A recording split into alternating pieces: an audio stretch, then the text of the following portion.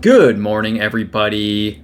I don't usually live life on the edge, but that's about to change. I'm gonna fly with Frontier Airlines, the low-cost, no-frills discount airline. When I think of these discount airlines in the United States, I typically think of Spirit, Frontier, and I've also heard of Sun Country Airlines, but I've never flown with one of these airlines. My perception of them is basically that the base fares are much lower than a standard flight would be, but if you want anything extra, even including water or snacks, you're gonna have to pay for it. But we're gonna try to save some money and give Frontier Airlines a try with an upcoming round-trip flight from Portland, Oregon to Phoenix, Arizona. Today is Wednesday, December 4th, 2024, and the flights will be in about a month. The purpose of this video is just to show my experience flying with Frontier, starting with the booking process and hopefully ending with a safe landing back in Portland. This video is not sponsored or affiliated with Frontier in any way, but let's get started with the booking process.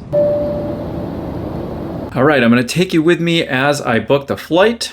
So I put in already PDX to Phoenix, January 9th to the 12th, and we're gonna have two adults because Leslie and I are going together. So let's search and see what they've got. I've already kind of been tracking prices on Google Flights, so I do know that the flights are cheaper. So here we've got the basic economy bundle, premium bundle, business bundle. I know the Discount Den and the Go Wild are if you have certain memberships with Frontier, so we're going to ignore those. But we're going just for the basic fare. So we've got a personal item included. If we want a carry-on or to choose our seats, we would have to pay extra. We get no changes, or if we cancel, we would have to pay. We don't get to board first, and we don't get to check any bags. So if we wanted to add any of that stuff with the bundles, this is how much extra it looks like it would cost. But we're going to stick with the basics here. So both flights are nonstop, so that's pretty sweet. $98 nonstop round trip. Those flights look good to me, so let's see what happens next. They want me to upgrade to economy. Just a reminder again, fare works for me. Now they want me to join, like I said, the Go Wild and the Discount Den, so we're not going to do that. We're just trying Frontier, so we're going to continue without joining. Passenger info. I'll probably have to block some of this stuff out, but let's see. And then we'll put Leslie in there. I will be the contact person. Messages. So let's continue. Okay, they're trying to upsell me again. No, we're not doing any of that. We're gonna stick with the cheapest it can be. No bundle. We're saving money here. Okay, select your seats. I already know I don't get a seat selection unless I want to pay for it. So the cheapest seat selection would be $16. Leslie and I are already prepared that we might not be sitting next to each other. What if I don't select a seat? Let's see, we recommend you choose your seat so you can get a preference, keep your party together. Nope, we're not gonna do that. Hopefully they'll put us together, but we're prepared that they might not. What do we got now? Carry-on bag. Yeah, they definitely want to upsell you, but that's all right. No carry-on, and no bags, no check bags. Free personal item. So they allow it to be 14 inches by 18 inches by 8 inches. So as long as you're within that range there, you should be good. So no bags, continue on. Let's see if there's any more upsells. Look at that. There is, but I don't need a carry-on. And some more upsells. Flight flexibility. Could be risky, but we're not doing that. We're not doing priority boarding.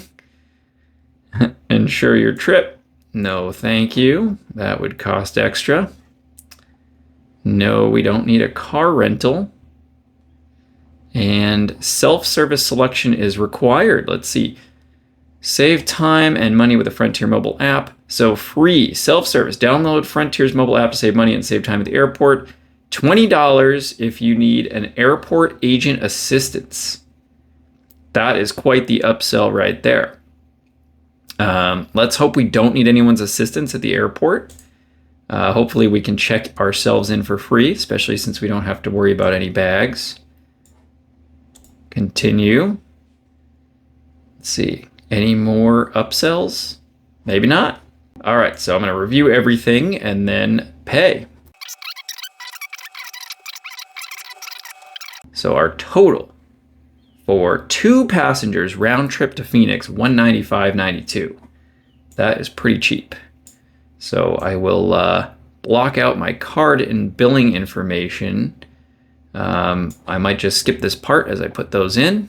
All right, I just hit purchase and accept. And it looks like we are confirmed. Although there's something here that says continue booking. Let's just make sure. I got a trip confirmation number. So on the confirmation page, we've got the opportunity to print the confirmation, email it, which I think it already emailed. You can add bags still. And then it shows here our details of the flight for both trips. And that's it. Let me make sure I got the email. Not yet. I did not get a confirmation email yet. So I'm sure it'll come, but I'm just going to print the confirmation, or I'm going to save it. All right, got me back full screen. It looked like the booking process was pretty straightforward.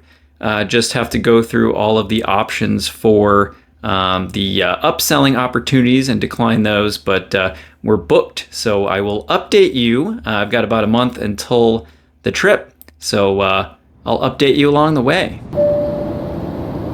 Good morning, everybody. We finally made it to flight day, which is a good start because we actually tried flying with Frontier about 1.5 years ago to Rochester, and that flight got canceled because a week prior to our trip, Frontier stopped all service to Rochester. So we didn't end up flying with Frontier. So this is a good start that we are at flight day without the flight getting canceled. I did end up getting my confirmation email, by the way, about 4 hours after booking. So it is January 9th, 2025, and my only minor concern with flying today with Frontier is the baggage. I have heard stories about how they try to upcharge if the bags aren't the right size, and the carry-on bags we're both bringing are right about at the limits of the 18 inches. The other dimensions are under, I think it was 14 by 8. So I'm just, I don't know how much of a stickler they're going to be. I got this 32-liter adventure bag from Cabin Zero, and it should be safe to use as my personal item. I'm going to try to pack it a little lighter just so it's not too bulky. But yeah, let's get into a little packing. All right, so this is about 90% of what I'm bringing with me right here. So let's see, we've got a little top section on the bag. That will be good for my phone charger, wireless earbuds,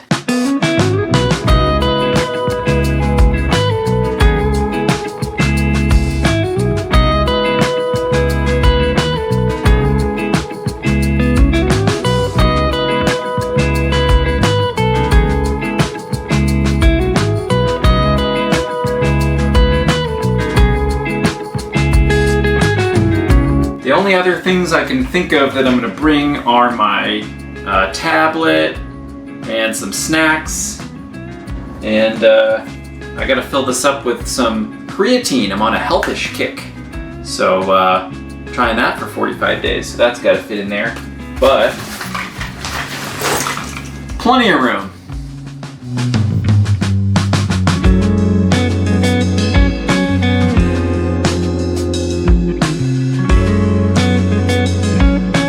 All right, all packed up. Should be good to go with the size, so I'm not too worried about that.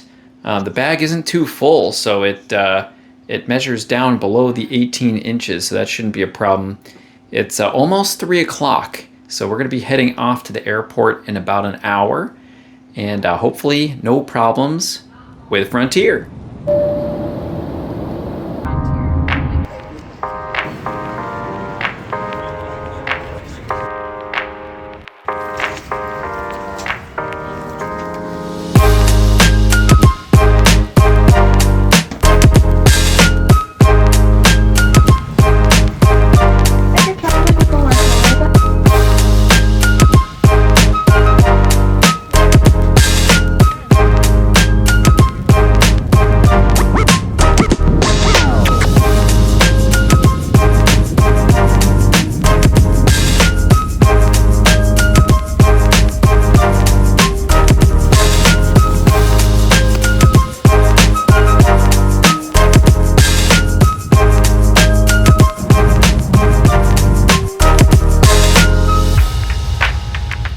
Good morning, everybody. It is now Friday, and we're on a hiking trail in Lake Pleasant Regional Park, just outside of Phoenix.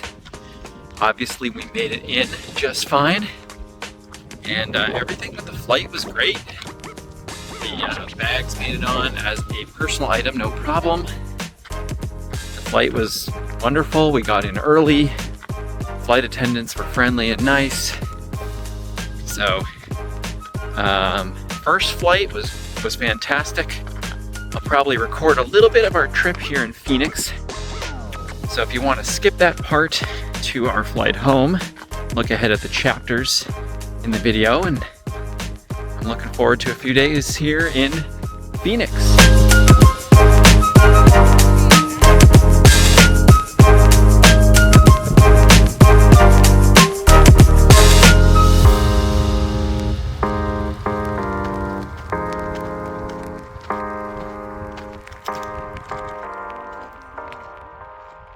Back at it for hike number 2. This one's the Dixie Mountain Loop.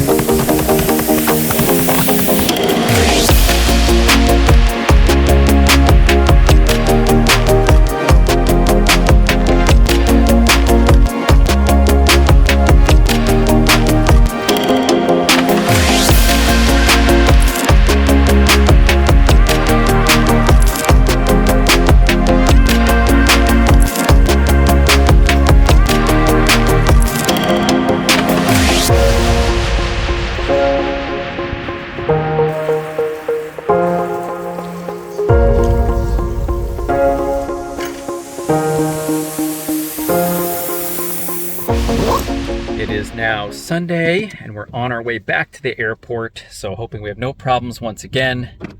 Our bags are packed about the same as they were before, so I'm not expecting any issues. We had a good time. Lauren is a great cook. I don't think I put any of the food in there, but great cook. So, anyways, on to the